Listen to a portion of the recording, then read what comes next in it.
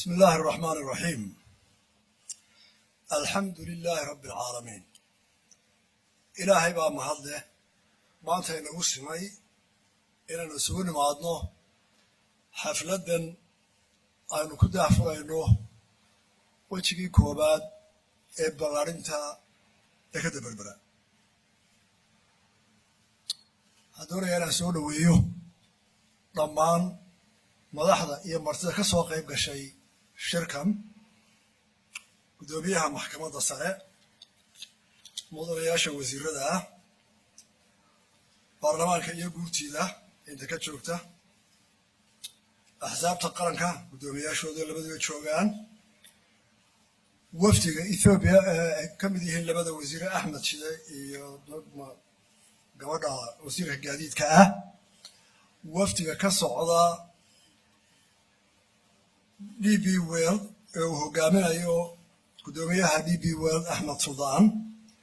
وفتي كينيا كسوق كمتاهي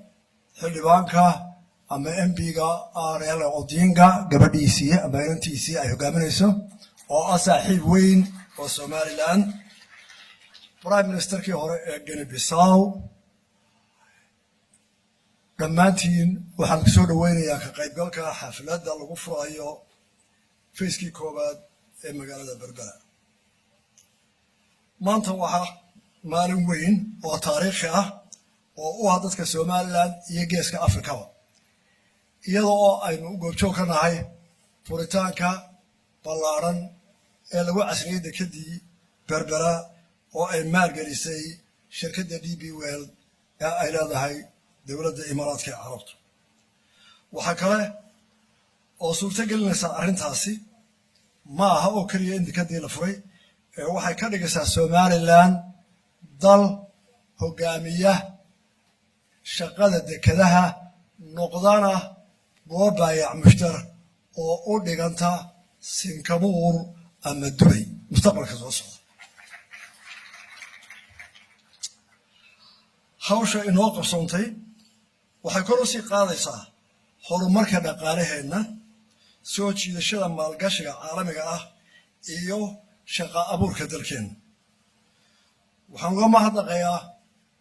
dowladda Imaaraadka Carabta oo ku dhiiratay inay adduunka intaa la geliso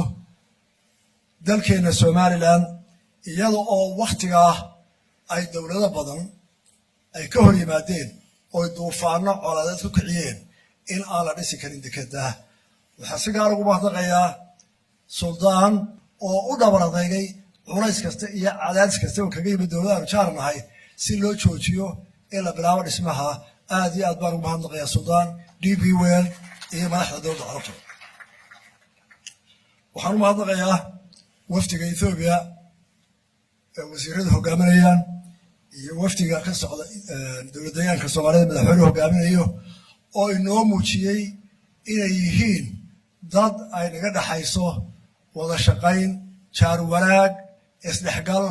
iyo inay iskaashadaan mustaqbalka fog inta aynu ku uumanahay labadan dal ee Ilaahay walaaliyay waxaa kaloo mahadnaqayaa dhammaan macaamiisha dekedda Berbera kuwa gudaha iyo kuwa dibaddaba mahadnaqa kadib inaga reer Somaliland maanta waa inoo farxad oo waxaan furay dekedii waxaase ayna furay culays badan oo ah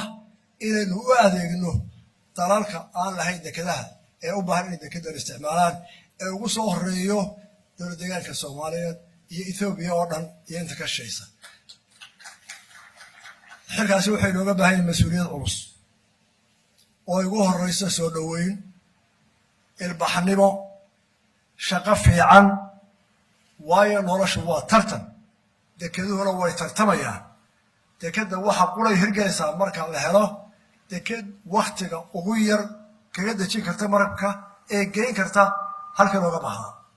waa ta koobaad minidkaa qaalaya marka dekedda laga shaqeynayo waxaa loo baahan yahay dad lala macaamili karo oo ilbaxa oo furfuran oo qofka yimidee baacuujarka uu ku nasto ee aanu ku deeqadoonna waa laynaga doonaya waxaa laynaga doonayaa ammaan gaariga halkaa ka baxee dhexda maraya haddii uu ku banjaro ama meel istaago alaabtiisa iyo dadkiisu inay ammaan ahaadaan hadduu sharci shan yaallo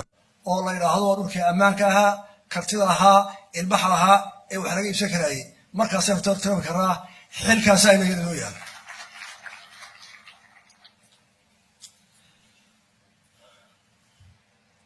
Distinguished delegates,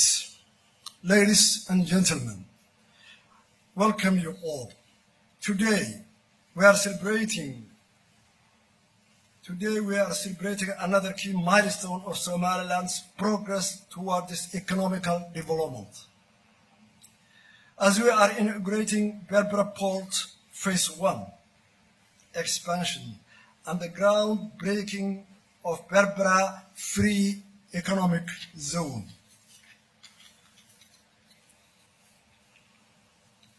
This is a proud and historic moment for all Somaliland people, and their diaspora will be very proud when they see today these events going in Berbera. That has been realizing our vision for a long time. We want to thank and to remember our President Ahmed Silayo, who has innovated that idea, and we are continuing his vision and idea to complete this action. With the expanded port, along with the free economy zone and Berbera corridor, we are now firmly positioned to further develop and grow out our economy throughout and increase trade, attracting foreign investment and local investment. I would like to thank the United Arab Emirates government for their support of Somaliland infrastructure section, ports, airports, and corridor.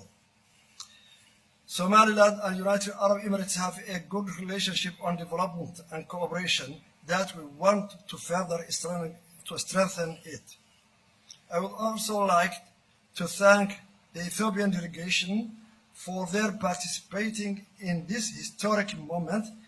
and that clears us they will be our customers and the customers of Berbera. I would also want to thank for the President of the Somali Regional Government of Ethiopia that he will be the first customer to Berbera, and we are welcoming you for special session. I would like to thank all customers of Berbera, the staff of Berbera, and the leaders and authority of Berbera Port. Thank you very much for all.